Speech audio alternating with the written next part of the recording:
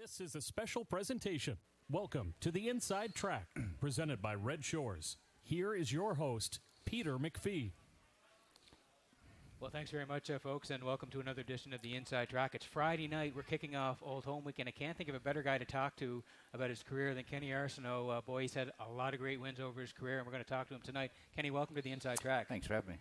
Looking forward to talking to you. First of all, I just want to talk to you about your first memories as a kid and a young person around horse racing. Just tell us about those. Well, I grew up in the race game, my family, both sides, mom and dad, and Joey Arsenault was the reason why I'm in the race game right today, because when I was young, he took me to the track, and I jogged on his lap when I was young and just took it from there. Yeah, who were some of the other folks? You mentioned your parents as well, but who were some of the other folks that sort of encouraged you to get into the game? Like Mike Campbell, he was an older cousin. He had a horse called Warbucks Pickup in 1969, 1970, and our family went everywhere to watch his horse race and kind of get in the bug there too, eh? Yeah. Now, who gave you your first pari-mutuel drive?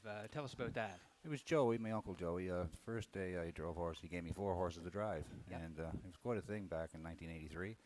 And I talked about eating cheese and crackers for a couple of days, but I had a good day. I really enjoyed it and ended up winning my last race. Okay, tell us about that win. What was the name of the horse, and how did the drive go? Well, it was Joey's own horse, Don Murray JJ, and it was a cold day in December. And to tell you the truth, he ran away with me. I couldn't hold him. And he won 2-6, I believe it was, back then, and I was pretty proud. Yeah, I was going to say, how exciting for you was that to get the win here in Charlottetown? Yes, and for Joey, too. Joey was just as proud as I was, yeah. Really nice win. Now, you've had a lot of nice horses over the years. I know it's hard to sort of pare them down as some favorites, but is there one or two that maybe stand out for you? I had some great horses to drive. Like one of my all-time favorites, a horse that Dr. Cody and I owned, Dr. Morris Cody, Chemo Dino. Yep. We bought him in Truro, and we renamed him and trained him as a 2- and 3-year-old, and we won some great races with him, and still got fond memories of that horse. Yeah. Other horses I really enjoyed, like the horses like drove a horse with Glengall Merge for Rose McGregor, and Astronomical for Ian Moore. And, John Dooley had some great colts there a few years, like All Been in Shape and Untouchable, and some great horses. I've been very fortunate. You talked to me just off camera before we come on. Airborne AJ, though, was maybe one of the first ones he had a really nice horse. Yeah, he probably gave me an opportunity to drive in stake races, because, 95, 96, I believe it was. He was a real dominant colt, and I driving him, and people took notice of it, and then I started getting some live colt drives the next couple of years, and I was on the way. Yeah, that's it. You need the first one to sort of get going. Exactly, anybody does, right? And then you get going. Now, Kenny, you had state treasurer, early on. You sort of taught him his lessons early on. Did you know right away he was a special horse? Yeah, but the second week I had him. A very intelligent colt, a very, very easy-going colt, but I remember I was going down the backstretch with him there. He's probably the second or third day he was going alone, and he got a scare, and he took off in a dead gallop, and it was kind of scary. And he switched over and paced. He never come off the pace after. Is that right, eh? And just a very high IQ horse.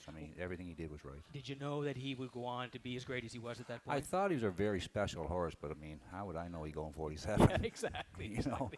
No, but he was a very special horse. When you break one like that, did you ever think that, wow, this could be a horse that goes on to do special things? It's in the back of your mind, but we're talking like world-class horse. Yeah. Who'd ever dreamt Alan went to Harrisburg, paid $6,500 for a horse that made $2 million. Yeah, it's crazy. It's a dream. Yeah, exactly, and you had a lot to do with it. Now, another horse I want to talk about here, Meridian Magic. We all remember her in the Maritimes. Yeah. Tell us about her and that incredible winning streak.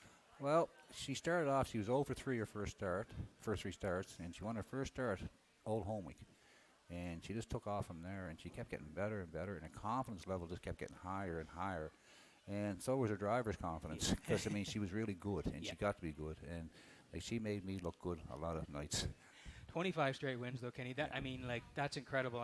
Things can go wrong in a horse race. Yeah. You've won 3,000 races. For her to go undefeated 25 straight times, it's incredible, really. Yeah, but she had the will. She had the will to win, and you can't put that in horse. You got to be born with that, eh? And I was very fortunate to get her. Yeah, and when she was on the track, was it almost like this horse just wants to win every time out? Yeah, she had a presence about her. Like when she got around horses, she swelled up, and horses come around her, she wanted to get ahead of them, right? And like I was saying, I was very fortunate. Yeah, I remember you talking about it one time during Atlanta Breeders' Crown, where somebody asked you about the pressure of winning, and was like, "Well, no, I just want to go out there because I know she'll try." I love the pressure driving her, and I think she loved the pressure racing. Yeah. So we kind of got along really good. Good combination.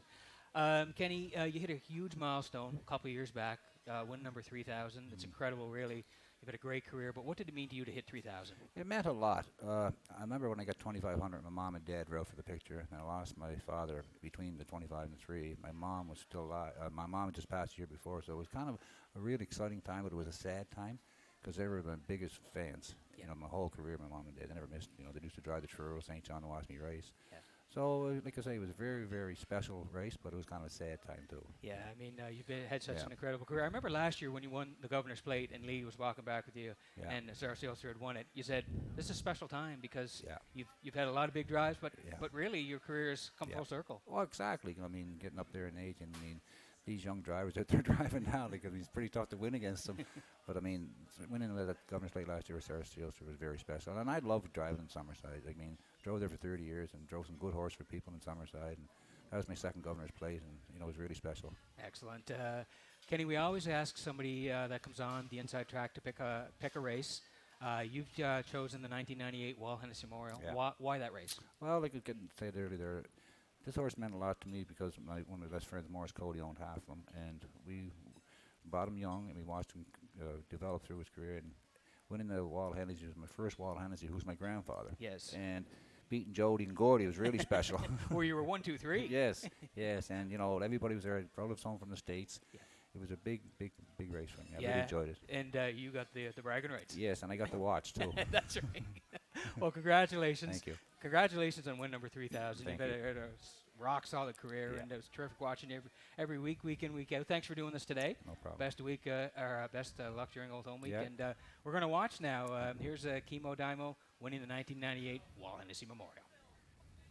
To the choo-choo now. In at the rail second, Maple Grove Helios. Up third at the rail, Twin Bee Stylish. Riding the rail now in fourth. That is Almahurst Bucky, the final Brett. He races now in racing a fifth. Then in sixth at the rail from the inside, Robert Hunter, the opener. 29 seconds flat. They're moving up that upper turn and through the lane. Half a mile, it's up next. Chemo Dino getting him there. Maple Grove Helios is second. Third at the rail, Twin Bee Stylish. Here comes Almahurst Bucky now on the outside, moving fourth, following the cover. The final Brett now on the outside, fifth, trailing the field.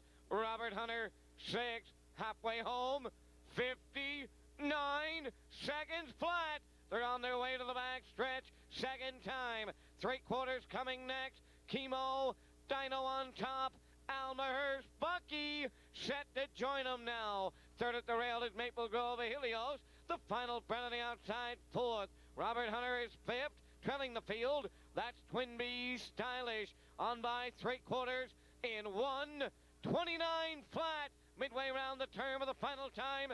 They're now at the 7-8, and it's Chemo Dino turning for home. Almahurst Bucky on the outside. Maple Grove Helios at the rail. The final Brett is fourth. They're in deep stretch now. Chemo Dino, Maple Grove Helios, Chemo Dino. Here they are. This has been a special presentation.